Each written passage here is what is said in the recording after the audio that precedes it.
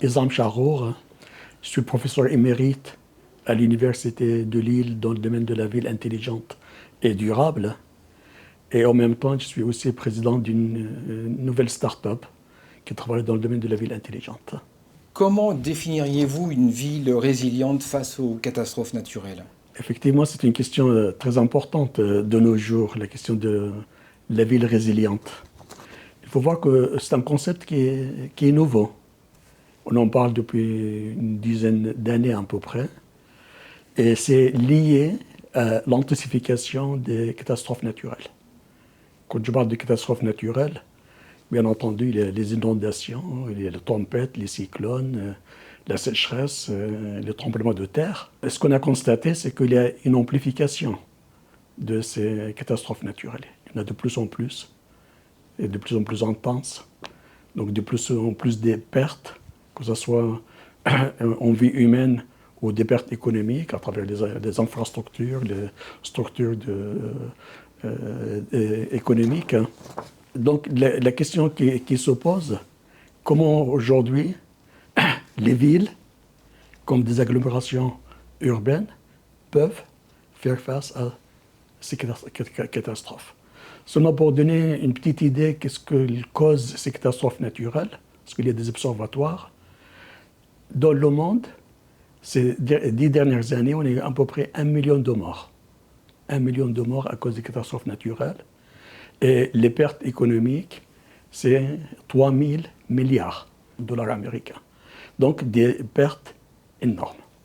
Et les projections, c'est qu'à cause du changement climatique, ces pertes, si on ne fait rien, vont s'amplifier. Donc la question qui se pose, comment aujourd'hui les villes, des systèmes qui sont très très complexes, peuvent faire face à ces catastrophes? Comment elles peuvent se préparer? Et il y a cette notion de résilience, comme quoi nous, en tant qu'êtres humains, on peut apprendre des systèmes biologiques. Donc comment aujourd'hui les vivants peuvent s'adapter à des stress liés à l'environnement, comment ils peuvent continuer à vivre. Et les villes en tant que système complexe, il y a des choses à faire là-dessus. Donc toute la question qui se pose, c'est comment les villes aujourd'hui peuvent se préparer à faire face à ces catastrophes naturelles, et sur tous les plans, sur le plan des infrastructures, sur le plan sociétal, sur le plan d'assurer la continuité des services, etc. Donc la question, comment on peut faire face, en réduisant bien sûr au maximum les pertes, mais la question qui se pose aussi, comment on peut s'adapter? Parce que face à cette intensification, il y a une question d'adaptation. Malheureusement, il y a des choses probablement qu'on ne peut pas inverser. Donc, l'être humain ou les villes sont appelés à s'adapter. Donc, c'est cette notion de résilience. C'est une question de comment les systèmes complexes, comme les villes, peuvent résister, s'adapter. Et c'est quelque chose qui est très important de la ville résiliente. C'est une ville qui est apprenante.